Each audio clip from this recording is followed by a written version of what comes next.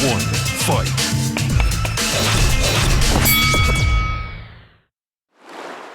안녕하세요. 박종원 플러스입니다.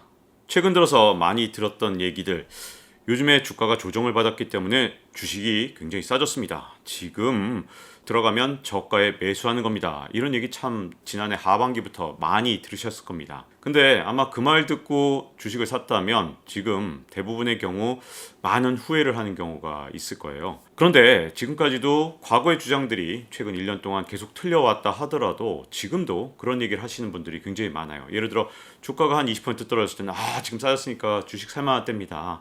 지금 사면 진짜 염가에 사는 거예요. 또한 40% 떨어지면 또 40% 떨어졌으니까 더 싸졌습니다. 지금 사야 됩니다. 계속 이렇게 한결같이 말씀하시는 분들이 있는데요. 근데 이분들이 흔히 하시는 말씀이 이제 뭐 가격이 조정을 받았으니까 이제 들어가 볼 만합니다. 이런 얘기도 하고요. 또 심지어 뭐 지난해 3월 가격입니다. 이렇게 쌀 수가 없어요. 지금 뭐 주식 사면 훨씬 싼 값에 사는 거 아니겠습니까? 이런 말씀들을 하세요. 그런데 사실 이런 말은요. 이 효율적 시장 가설을 만든 유진 파머가 듣게 된다면 아마 막 진짜 울면서 지나갈 내용이라고 보여집니다. 이 유진 파머라는 사람이 노벨 경제학상을 받은 분이거든요. 그럼에도 불구하고 저도 효율적 시장 가설에 저도 동의할 수 없는 부분들도 굉장히 많이 남아 있습니다. 그럼에도 불구하고 이 이론이 오랫동안 역사를 갖다 보니까 다양한 방식으로 발전을 했고요. 요즘은 weak form, 그래서 약형도 있고, 그 다음에 semi strong form이라 그래서 준강형, 그리고 strong form, 이렇게 강형, 이렇게 나눠져 있습니다. 자, 이런 용어들 들으시면 또 무슨 용어냐, 이렇게 복잡한 거 얘기하지 마라, 이렇게 하시는 분들을 위해서 그냥 간단하게만 말씀드리면요. 약형, weak form으로 예를 들어서 효율적 시장 가설이라는 건 뭐냐면 시장에 나와 있는 모든 정보는 주가에 다 반영되어 있다는 겁니다. 저는 이 위크폼의 효율적 시장 가설은 상당히 동의하는 편이에요. 왜냐하면 시장에 나와 있는 정보가 이 가격에 반영이 안 된다는 건 말이 안 되거든요. 그 나만 알고 있다 이런 일이 사실은 좀처럼 일어날 수가 없잖아요. 그리고 세마이 스트롱 폼이라고 해서 이 준강형 가설 같은 경우는 전만까지는 여기에 다 포함이 되어 있다는 겁니다. 그래서 효율적 시장 가설의 이 스트롱 폼, 이 정말 겉으로 드러나 있든 안 드러나 있든 진짜 숨은 정보까지 다 가격에 반영되어 있다는 거, 요거까지는 제가 정말 저도 동의하기 힘들지만 적어도 위크폼, 약형이나 아니면 준강형, 세마이 스트롱폼 가설은 저도 어느 정도는 동의하는 부분이 있습니다. 자, 이렇게 복잡한 효율적 시장 가설, 이따 이거 다 집어쳐버려, 다 얘기하지 말아요. 몰라도 우리가 아마 주식 투자해 보신 분들 벌써 경험으로 알고 계실 거예요. 유진 파머 따위는 잊어버리시고 한번 이 생각을 해보죠. 경험적으로도 우리가 알고 있는 거 뭐냐 하면, 예를 들어서 친구나 지인이 나만 알고 있는 정보 알려줄게, 이거 진짜 좀 있으면 주가 진짜 엄청 오른다, 이렇게 하면서 귓속말로 알려주는 정보들 다 반영되어 있는 거 여러분들 아마 주식시장에서 1년 이상 주식을 거래해 보신 분들은 경험하셨을 겁니다. 나만 알고 있는 정보라는 거 존재하지 않고요. 그런 걸로 나중에 주가가 오르는 경우 거의 시장에서 볼 수가 없습니다. 왜냐하면 시장에서 현재 주가란 현재 주식시장에 나와 있는 모든 정보가, 심지어 나와 있지 않은 전망 정보도 어느 정도는 반영되어 있기 때문에 나만 알고 있다든가 아니면 너만 알려줄게, 이런 말들은 대부분 주식시장에서 절대로 성공할 수 없는 투자 방식입니다. 자, 그거와 마찬가지로 전보다 가격이 싸졌다, 홈쇼핑 광고 같아요. 반액 세일입니다, 엄청 싸졌어요, 지금 주식 살 때예요, 이 말만큼 저는 주식시장에서 이렇게 말씀하시는 분은 완전 무시합니다. 이건 들어볼 필요조차 없는 황당한 궤변이기 때문입니다. 왜냐하면 카카오 주가로 한번 예를 들어볼게요. 지난해 한 여름쯤에 카카오 주가가 한 17만 원 안팎으로 갔을 때, 그때 17만 원 카카오 주가는요, 사실상 그때 당시에 모든 전망 정보나 아니면 주가에 대한 정보가 다 반영된 겁니다. 그때 증권사에 많은 분들이 유튜브나 이런 데 나와서 20만 원 넘을 거니까 사세요 라고 했던 상승론자와, 그리고 카카오 이제 오를 만큼 올랐어요, 이제 위험하니까 파세요 하는 사람들이 부딪혀서 만들어진 가격이 17만 원이었던 거예요. 그때 17만 원 시장 가격은 그럴 만한 이유가 있어서 17만 원이었던 겁니다. 그러면 지금 8만 원대로 떨어진 카카오 주가, 이걸 놓고 여러분 반액 세일하니까 카카오 주가 얼마나 싸졌습니까? 사세요. 이거 지난해 이맘때 가격입니다, 다시 왔을 그런 가격이에요, 사세요라고 말씀하시는 분이 있다면 그분 말씀 그냥 바로 무시하셔도 됩니다. 주식시장에 사실 주자도 모르는 분이라고 제가 강력하게 말씀드릴 수 있는데 유진 파머의 효율적 시장 가설 따위 그렇게 논란 있는 가설 따위 내놓지 않는다 하더라도 지금 주가 8만 원대 주가는요. 이미 카카오에 현재 나와 있는 모든 정보가 반영된 가격이고요. 전망에 대한 정보도 어느 정도 반영된 가격입니다. 나만 알고 있는 다른 어떤 특이한 정보 같은 거 그런 게 혹시라도 뭐 예를 들어서 대주주만 알고 있는 정보들 나는 알고 있어 비밀 정보를 알고 있지 이런 정도가 아니라면 시장 가격은 그 가격을 모두 다 반영한 거죠. 그래서 홈쇼핑 이 할인 광고하고 이걸 동일하게 생각해서는 절대 안 되거든요. 물론 뭐 홈쇼핑 할인 광고도 사실 가짜일 때가 많죠. 예를 들어 뭐 반액 세일이라고 하는 광고들 보면 정가를 막 부풀려 놓은 다음에 반액이에요 라고 말하는 경우도 있기 때문에 홈쇼핑이 여기에 맞는 비유인지는 잘 모르겠습니다만 어쨌든 중요한 건 예를 들어서 뭐 꼭 지금 카카오를 얘기하는 건 아닌데 카카오로 설명을 드렸으니까 만약에 8만 원대에도 기관이나 외국인 투자자들이 그 가격에도 막 투매를 한다. 그러면 기관이나 외국인 저 바보들이네. 우리 개인들이 무조건 똑똑해. 이렇게 단정을 짓지 마시고요. 그들이 왜 17만 원에선 팔지 않았는데 지금 왜 8만 원대에 팔고 있느냐? 그걸 분석하는 방식으로 주가를 접근하는 게 옳습니다. 17만 원이었는데 8만 원대가 된 상황. 아이고 지금 저 바보들 외국인들이 막 팔고 있네. 이렇게 보신다면 주식시장에 대한 올바른 접근이 아닙니다. 주가에 대해서 오판하기가 정말 쉬운 판단이죠. 오히려 그 가격에도 들고 있지 못하고 왜 투매를 하는가? 만약에 투매를 한다면 카카오가 지금 투매를 한다는 뜻은 아니고요. 어떤 주가가 막 반토막이 됐는데도 외국인이나 기관이 투매를 한다면 의심을 해보셔야 돼요. 이 가격도 혹시 더 낮게 보는 사람들이 있고 그게 외국인이나 기관이라면 그들의 정보력으로 볼 때 나보다 조금 더 한 발 또는 반발 정도 앞서 있을 수 있는데 그들이 혹시라도 전망을 수정한 게 아닌가 더 나쁘게 보고 있는 것은 아닌가 한 번쯤은 의심해 보셔야 됩니다. 가격이 반값으로 떨어졌다. 이거 반액 세일이다. 이렇게 판단하는 순간 잘못하면 큰 오판을 할 수 있습니다. 저는 이제 주가가 뭐 반토막이 났으니까 싸졌어요 하는 분들은 완전 무시했잖아요. 궤변론자다. 이렇게까지 제가 말씀을 드렸는데 그거보다 조금 더 현명한 방식으로 주식이 싸졌으니 여러분 사세요라고 말씀하시는 분들이 있습니다. 저는 그래도 이분들은 약간은 전문가라고 보는데 뭐냐면 이겁니다. 지금 주가가 싸졌습니다. 주가 수익 비율을 보니까 굉장히 낮아졌어요. 지금 이 주식 사시면 굉장히 싸게 사는 겁니다. 지금 사두시면 돼요. 나중 가면 주가 수익 비율로 볼 때 정상적으로 돌아오면 뭐 주가가 뭐 한 1.5배는 오를 겁니다.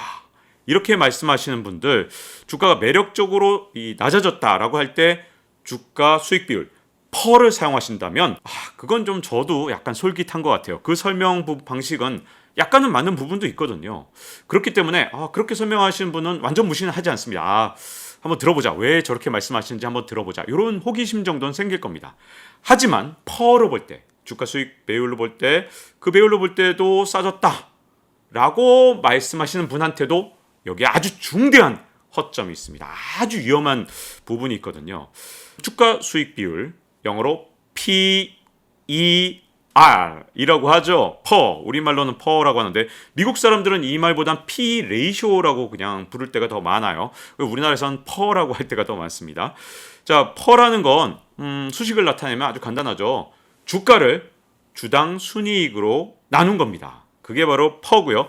아마 주식시장에 뭐 적어도 6개월 이상 경험을 갖고 계신 분들 퍼 모르시는 분은 없을 거예요. 주식 투자하시는 분들 중에서 퍼를 만약에 모르고 투자하신다 그러면 반드시 공부하셔야 됩니다. 자, 이 퍼라는 게 이 하락장에서는요.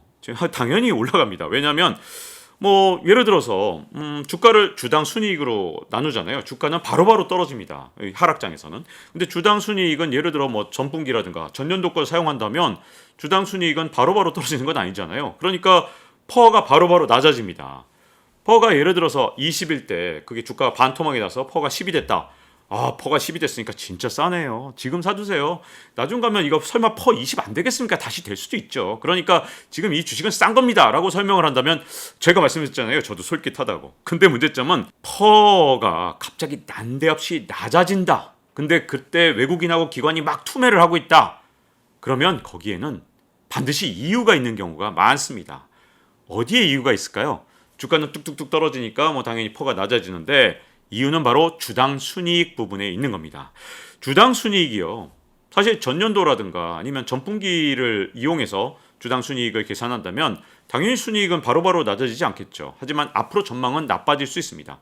자, 예상 퍼도 있어요. 근데 문제는 뭐 예상 퍼도 약점이 뭐냐 하면 우리나라 증권사들이 바로바로 예를 들어서 주당 순이익이 올해 낮아질 거다 이렇게 예측하지 않거든요.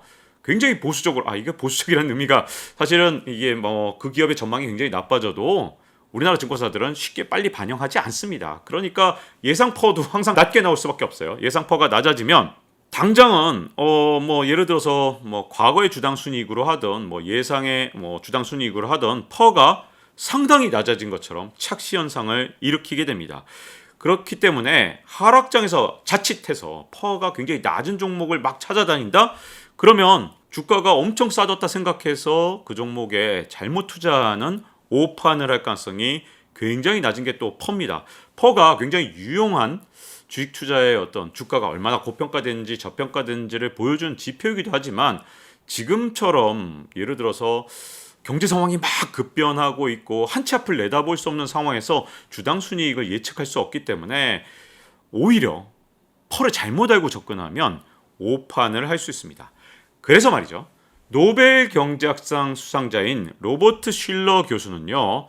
주당 순이익을 뭐 전기나 뭐 전분기 또는 뭐 직전 거를 사용하기보다는 10년 평균 주당 순이익을 사용한 슐러 PE 지수, 슐러 퍼를 만들었죠. 저는 슐러 PE 레이쇼 이건 그래도 어느 정도 지표로서 굉장히 중요하다고 생각하고요. 이건 따로 제가 한번 말씀을 드릴 텐데 슐러 P를 보면 슐러 퍼라는 걸 보면 정말 주가가 고평가되어 있는지 저평가되어 있는지 조금 더 경제적으로 그리고 또 경제학적으로 또는 역사학적으로 조금 더 객관적인 지표를 우리가 파악할 수 있을 것 같습니다. 하지만 전분기, 뭐 전년도 주당 순이익만 사용하게 되면 이게 뭐 급변하는 경제 상황에 전혀 대응이 안 되는 상황을 우리가 맞이할 수 있거든요. 그래서 기업 가치를 보고 투자하라 라고 말씀하시는 분들 중에서 퍼를 봐라 라고 말씀하시는 분이 있다면 그건 아닙니다 라고 저는 반론을 펴고 싶습니다. 자, 지금 이 시점에서 우리가 퍼만 보고 투자해서는 안 되는 첫 번째 이유는 지금 금리가 아주 빠르게 기준금리가 날이면 날마다 오르고 있기 때문입니다. 자, 이 퍼에서 주당 순이익 어닝 같은 경우는 어닝이죠. 이 어닝이라는 게 금리 인상기에 굉장히 취약합니다. 왜 그러냐 하면 보세요. 미국 기업들 지금 보면 GDP 대비 부채 비율을 제가 한번 표로 지금 그래프로 한번 보여드릴게요. 지금 미국 역사상 가장 높은 수준입니다. 미국 기업들이 정말 평균적으로 엄청나게 돈을 땡겨서 돈을 남의 돈으로 지금 막 투자하고 별짓 다 하고 있어요. 그러면 미국 기업들이 돈 많이 벌고 있는 것 같지만 빚도 정말 많이 지고 있습니다. 미국 역사상 가장 높은 수준이다. 정말 무시무시하죠. 지금 그래프를 보시면 지금까지 미국에서 버블이 붕괴되기 직전에 항상 보면 미국 기업들의 비금융회사들의 GDP 대비 부채 비율은 45%만 가면 부채 비율이 뚝 떨어지면서 갑자기 버블 붕괴가 일어났습니다. 2000년 닷컴 버블이나 아니면 2008년 글로벌 금융위기 때도 그랬었는데요. 지금은 미국 기업들의 부채 비율이 GDP 대비 48%가 넘습니다. 가장 최신 데이터가 2021년 4분기입니다. 제가 최근 데이터를 바로 뽑아왔거든요. 그런데 무려 48%가 넘습니다.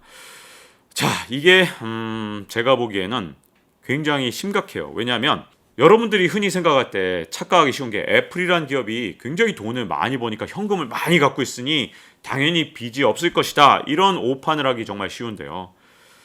미국의 이 애플조차 기업 부채 비율 이 총자산 대비 부채가 178%나 됩니다. 그러니까 정말 빚이 많은 거죠. 이게 지금 자산보다 부채가 훨씬 많다는 얘기인데요. 이게 가끔은 뭐 주식 전문가라고 유튜브에 나온 분이 막 판단을 오판해서 말씀하시는 분 제가 한 분 발견을 했는데 애플이 현금을 엄청 많이 싸뒀잖아요. 그러니까 부채가 없습니다. 그러니까 금리를 올려도 끄떡없는 기업이 애플입니다. 막 이렇게 유튜브에서 자칭 주식 전문가란 분이 그렇게 얘기하는 분을 제가 한 분 발견했는데 완전 틀린 오판입니다. 현금 많은 건 맞아요. 현금 비중이 많아요. 근데 문제는 현금이 많다고 해서 애플이 부채가 없는 건 아니에요. 빚을 많이 지고 있고 그걸 현금성 자산으로 보유하고 있는 그런 상황입니다. 그래서 자산을 이렇게 늘려놓은 상태인데 그 중에 상당 부분을 현금으로 들고 있는 건 맞는데 부채 비율이 178%. 여러분 중에 아마 모르셨던 분들은 놀라신 분들도 많을 거예요. 뭐 애플뿐만 아니라 미국의 난다긴다 하는 기업들도 부채 비율이 굉장히 높은 기업들이 많습니다. 그러면 미국 기업들이 왜 이렇게 부채 비율이 높을까? 뭐 장사가 워낙 잘 되니까 돈을 막 빌려서 투자를 한 부분도 있겠죠. 미국 기업들이 워낙 잘 나갔으니까요. 그래도 역사상 가장 높은 부채 비율, 미국 역사상. 그럼 왜 그런지 좀 생각을 해봐야겠죠. 최근 들어서 가장 큰 이유는요. 미국 기업들이 최근에 유행했던 게 뭐냐 하면 기업들이 너도 나도 돈을 빌려서 무슨 짓을 했느냐? 자사주를 삽니다. 그래서 소각을 해버렸어요. 애플 같은 경우도 이 코로나19 팬데믹 위기가 오기 전에 한 5, 6년 동안 제가 지표를 봤더니 자사주 전체 3분의 1을 사갖고 이걸 갖다가 전부 다 불태워버렸어요. 그러니 주식의 총수가 확 줄어들었죠. 그러니 애플 주가가 폭등하는 데는 아주 큰 도움이 됐습니다. 왜냐하면 자사주를 날이면 날마다 계속 사서 계속 소각을 해버렸으니까요. 근데 누구 돈으로 했느냐? 빌린 돈으로 한 경우가 굉장히 많았고요. 애플조차도 이렇게 돈을 엄청나게 벌면서 자사주를 소각하기 위해서 빚을 지기도 했고 이뿐만 아니라 뭐 아마존 같은 기업도 뭐 빚이 꽤 있는데 뭐 투자를 뭐 대폭 늘리거나 여러 가지 이유로 미국 기업들 다 빚이 많습니다. 그런데 깜도 안 되는 미국 기업들이 뭐 빅테크 기업들은 돈을 많이 벌었어요. 근데 빅테크 기업들한테 시장을 뺏겼던 나머지 기업들 있잖아요. 심지어 러셀 2000 중소 중견 기업들은 순이익이 막 팍팍 줄어들었어요. 그럼에도 불구하고 그렇게 순이익이 줄어드는데도 돈을 빌려서 글쎄 자사주를 산 다음에 이걸 다 소각을 해버린 거예요. 제정신이 아닌 것처럼 보이는데 이런 제정신이 아닌 일이 코로나19 위기가 오기 직전까지 계속해서 반복이 됐습니다. 그러다 보니 돈이 없잖아요. 그런데 2020년에 연준에서 뭐 정말 돈 빌리기 쉬운 현 상황을 만들었죠. 그랬더니 미국 기업들이 이때가 기회다 해갖고 뭐 너도 나도 채권도 발행하거나 뭐 은행에서 돈 빌리기도 하고 뭐 그래갖고 엄청나게 빚을 진 상태가 됐습니다. 물론 뭐 그때 저금리니까 잘 조달한 기업들은 잘했다 할 수도 있겠지만 뭐 상황에 따라서 러셀 2000 기업들은 뭐 채권을 직접 발행할 수 없으니까 은행에서 빌린 경우도 있고요. 기업에 따라서 상황은 다 다르죠. 자금 조달 방법이 다 다르니까요. 자, 이렇게 빚을 엄청나게 빌려놓은 상태. 그래서 GDP 대비 미국 기업들의 부채 비율이 역사상 최고치를 현재 가리키고 있는 상태에서 여러분 지금 금리가 팍팍 올라갑니다. 어떻게 올라갔어요? 지금 기준금리 같은 경우는 0.25% 최고 기준금리가 0에서 0.25%였는데 요걸 0.75% 올린 거죠. 두 번의 연준 FOMC 회의를 통해서. 자, 그러니까 금리가 어떻게 됐어요? 0에서 0.25에서 지금 0.75에서 1이 됐으니까 4배가 된 거잖아요. 0.25 기준으로 하면. 자, 근데 시장금리는 더 빨리 반응을 했습니다. 시장금리는 어떻게 됐냐 하면 보통 시장금리의 지표가 되는 건 미국의 10년 만기 국채금리입니다. 근데 10년 만기 국채금리가 미국에서 지난해 여름에 어떻게 됐었냐 하면 글쎄 미국 역사상 가장 낮았어요. 0.5%대 초반이었습니다. 그러니까 이때가 기회다. 미국 기업들이 막 돈을 빌렸어요. 막 돈을 빌려갖고 너도 나도 부채를 쫙 써놨죠. 그런데 지금 시장금리는 어떻게 됐느냐? 시장금리의 기준이 되는 10년 만기 미국 국채금리가 3.1%가 됐습니다. 그러면 배수가 어떻게 된 거예요? 6배가 된 거예요. 야, 이거 미친 거죠, 정말. 왜 그러냐면 미국 기업들은 정말 누울 자리 보고 뻗은 거거든요. 금리가 0.5야? 야, 그러면 내가 여기서 이자 부담할 수 있는 거 계산해서 왕창 땡겨놨습니다. 그런데 그 금리가 6배가 됐다는 건 앞으로 이자를 갚아야 되는 부담이 6배가 됐다는 거예요. 이게 지금 장부에 반영이 됐느냐? 안 됐겠죠. 왜냐하면 금리는 최근 들어서 팍팍팍 하고 오르고 있으니까 뭐 올 연말 나오는 장부에나 반영이 되려나요? 그리고 내년 초에나 나오면 아마 장부에 반영이 될 겁니다. 그러다 보면 이렇게 이자를 갚아야 되는 부담이 팍팍팍 늘어나면 어떻게 되겠어요? 당연히 순이익이 줄어들겠죠. 빚을 갚아야 되니까요. 이자 부담이 늘어나면 미국 기업들이 예전만큼 이득을 누리기가 쉽지 않습니다. 그 잘났다는 빅테크 기업들도 빚을 이만큼 쌓아놨는데 뭐 빚의 형태에 따라 물론 뭐 채권으로 뭐 10년 만기 채권을 발행했다 이런 뭐 상관없겠지만 대부분 기업들이 빚의 종류가 여러 종류가 있습니다. 뭐 은행에서 빌리기도 하고 뭐 1년짜리 채권도 있고 뭐 만기가 다 달라요. 그런데 만기가 오면 또 롤오버를 해야 될 거 아니에요. 그런 과정에서 점점 더 비싼 금리로 갈아타게 되겠죠. 그 과정에서 점점 장부에 이 고금리가 반영이 되게 됩니다. 그러면 이자 비용이 점점 더 장부에 기록되면서 기업들한테는 부담이 되겠죠. 그러니까 우리가 과연 어닝, 이 기업들의 당기 순이익이 지금과 같을 것인가에 대한 확신이 점점 없어질 겁니다. 자, 그리고 또 한 가지 문제점은 인플레이션입니다. 퍼에서 이제 어닝에 해당되는 부분이 얼마나 쉽게 바꿀 수 있느냐. 자, 인플레이션 초입에는요. 기업들이 처음엔 장사 잘 돼요. 왜냐하면 물건값을 올릴 수 있잖아요. 물건값 올리면 더 비싸게 파니까 처음에는 어닝이 늘어나는 걸로 보일 수가 있어요. 그래서 인플레이션 초기에는 어닝이 올라가는 것처럼 보여서 지난해 장부 괜찮았을 거예요. 근데 문제점은 물건값이 계속 오르게 되면 어떻게 되느냐? 가계 실질소득은 줄어들게 됩니다. 물가는 오르는데 여러분 물가 오르는데 거기 맞춰서 임금 올려주는 기업 봤습니까? 저는 본 적이 없어요. 대부분 물가 오르는 속도보다 임금 올라가는 속도가 느리게 됩니다. 자, 지금 뭐 식료품 가격 계속 진짜 치솟고 있습니다.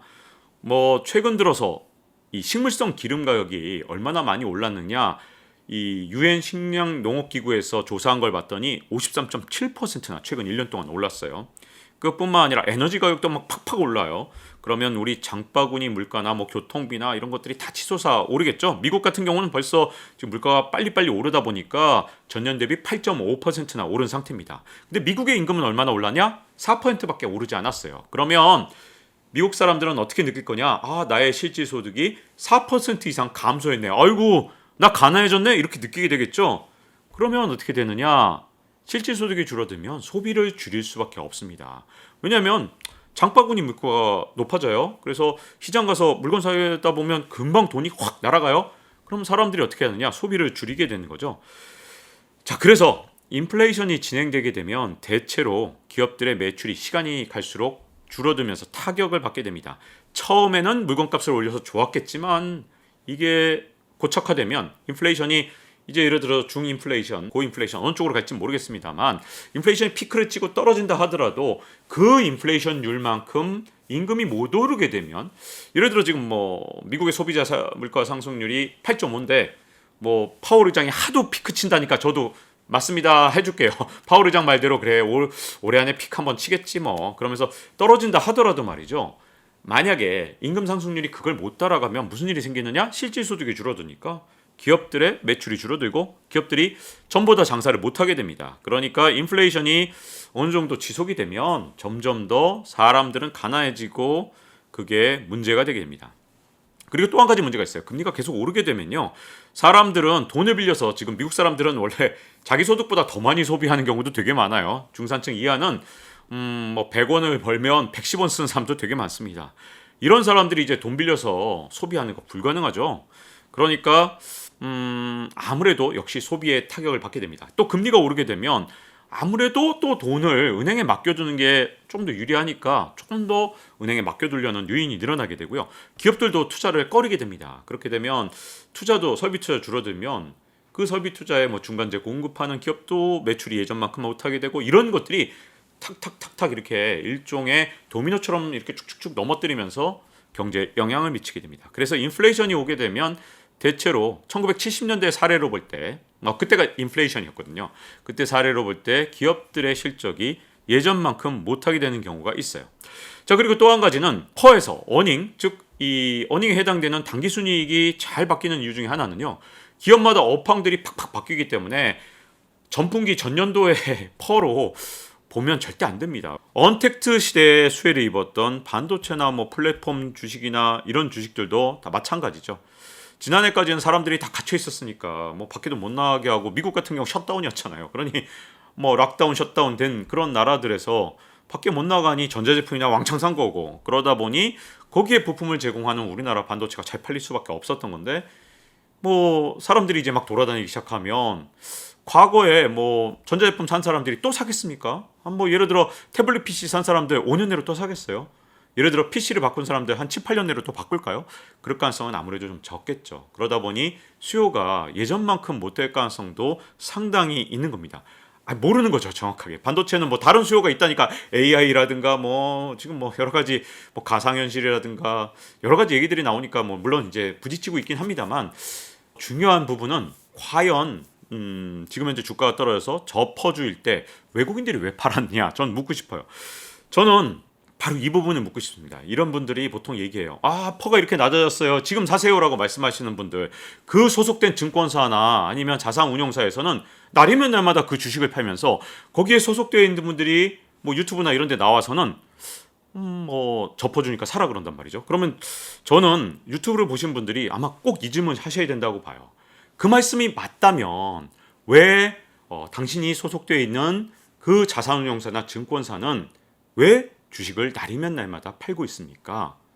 혹시 그 회사에서 하는 하우스 뷰와 혹은 또 당신이 갖고 있는 뷰가 다른 겁니까? 이렇게 질문을 한번 해봐야 된다고 봅니다. 그래서 저는요, 투매 강도가 심각할수록 정말 너도 나도, 특히 기관이나 외국인들이 너도 나도 막 투매를 했을 때는 그걸 보고서 이게 접어주네 이렇게 접근하는 건 상당히 위험하다고 봅니다. 자, 지금 그래서 지금 이제 특정 주식은 잊어버려 주시고요. 저는 사실은 뭐 카카오라든가 뭐는 또는 반도체 주식, 이 특정 주식을 뭐 주가의 전망을 지금 말씀드리려는 게 아니라 여러분들이 이해하기 쉽도록 그냥 예를 들었을 뿐이고요. 저는 다만 여러분들에게 꼭 말씀드리고 싶은 건 뭐냐 하면 지금 하락장에서 특정 주가가 싸졌다 또는 퍼가 낮아졌다, 저 퍼주다. 그러니까 기업 가치 대비 주가가 싸다. 이런 식으로 접근은 지금 상황에서 절대로 해서는 안 된다는 것, 이걸 강조하고 싶어서 말씀을 드리는 겁니다. 카카오 주가가 지금 현재 8만 원대면 8만 원대로 받아들여야 됩니다. 삼성전자 주가가 지금 6만 원대면 이걸 9만 원대에서 뭐 5, 60% 할인이 됐네 이렇게 접근하는 것이 아니라 홈쇼핑으로 접근하시면 절대 안 되고요. 지금 주가를 있는 그대로 그야말로 유진파머의 효율적 시장 가설까지 받아들이지는 않는다 하더라도 지금 주가는 그냥 주가로 받아들이세요. 그리고 오히려 과거의 주가가 이렇게 높았다. 카카오가 17만 원이었다가 지금 8만 원대니까 반토막이 났네. 우와, 반액 세일이네. 이렇게 보는 게 아니라 그냥 오늘의 주가는 오늘의 주가로서 모든 정보를 반영하고 있다. 이렇게 보신 다음에 혹시라도 나만이 갖고 있는 시각으로 카카오의 미래가 나는 그래도 믿는다. 왜냐하면 이게 다시 언택트의 시대는 돌아올 것이고 지금 잠깐 사람들이 일상으로 회복, 위드 코로나를 하면서 뭐 주가가 떨어졌는지 모르지만 나의 생각으로는 또는 뭐 미래에 대한 걸로 볼 때는 플랫폼 경제는 죽을 리가 없어. 뭐 이렇게 생각을 하셨다면 지금 주가를 받아들인 상태에서 미래 전망을 해서 내가 산다면 문제가 없지만 이게 17만 원이었으니까 8만 5천 원. 야, 반액이네. 이렇게 접근을 하면 주식 투자는 반드시 실패합니다. 삼성전자의 주가가 과거에 9만 6천 원이었냐? 이건 중요하지 않고요. 지금 6만 원대면 그게 6만 원대로 시장에서 모든 정보가 다 반영돼서 결정됐다고 보시고 앞으로 이거 6만 원대는 시장이 오판하고 있는 거야. 이제 앞으로 미래를 볼 때 말이야. 지금 메타라든가 이런 것들이 뜰 거니까 메모리 반도체는 엄청나게 사람들이 살 거야. 그리고 미국이 어떻게 한다 하더라도 결코 메모리 반도체를 인텔이 어떻게 따라와 이걸. 못해. 인텔에서 뭐 제조를 한다 하더라도 시스템 반도체 삼성이나 TSMC가 갖고 있는 그런 능력을 못 따라와. 이렇게 판단하셨으면 사셔도 됩니다. 그런데 여러분들의 판단 기준이 과거의 주가, 어제의 주가, 작년의 주가라면 여러분들은 그 방식으로 투자해서는 안 됩니다. 자, 이제 박종훈 플러스 마칠 시간이 됐고요. 잊지 말고 좋아요, 구독, 알림 설정 해주시면요. 다음 시간에 중요한 정보로 여러분들을 찾아뵙도록 하겠습니다. 이렇게 애청해 주셔서 감사드립니다. Round 1, fight.